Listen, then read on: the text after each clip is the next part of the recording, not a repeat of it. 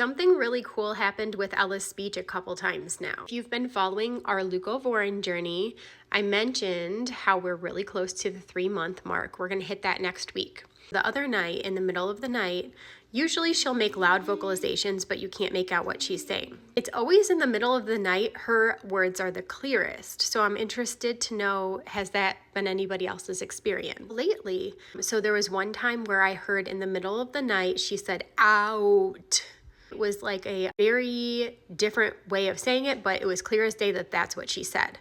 And it wasn't like clear as in just saying out. It was like out, you know, like she's struggling to say it, but I could still tell that's what it was. 2 nights ago, I heard her say, mommy, mom, mommy. Clear as day again. It was still as if she had to really push out the enunciation, and it wasn't like a mommy, mommy, but it was still mommy, clear as day.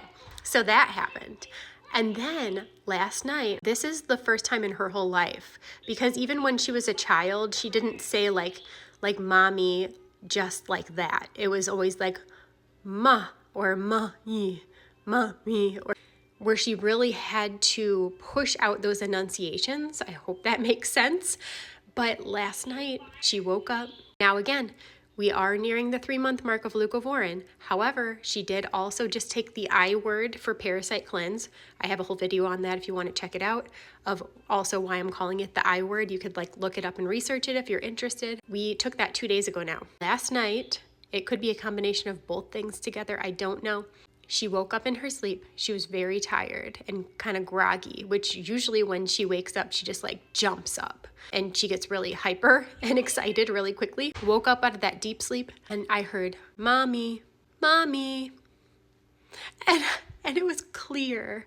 And it wasn't like she was pushing out the enunciation of it. It wasn't like she was struggling. It was just, mommy, mommy. And it was like a child that was typical saying mommy. And I went to her right away. It was so cool. And she was still very tired, which is weird because normally if she wakes up and has any kind of vocalization, she's not like willing to go back to sleep. She's like ready to get up. That's why she wants me. But she didn't want to get out of bed, but I knew she needed a diaper change. She has to still wear her overnight diaper because she can't get out of her safety bed without me. And she can't use the bathroom by herself. I needed to change her, or else I knew she would have a hard time getting into a really deep sleep again. And you know, like you've been under the covers and you're nice and warm, and then you have to get out and it's chilly. And so I could tell for the first time she showed like irritation because she was warm and cozy and she didn't want to get out to be changed, but she had to be.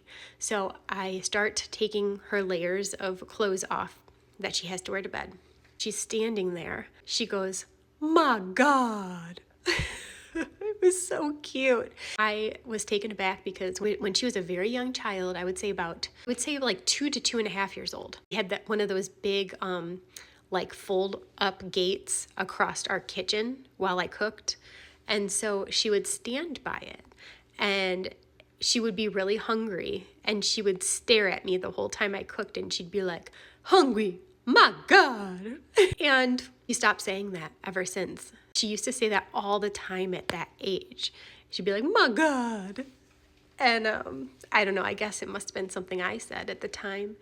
But I never knew that stuck with her because it never was clear.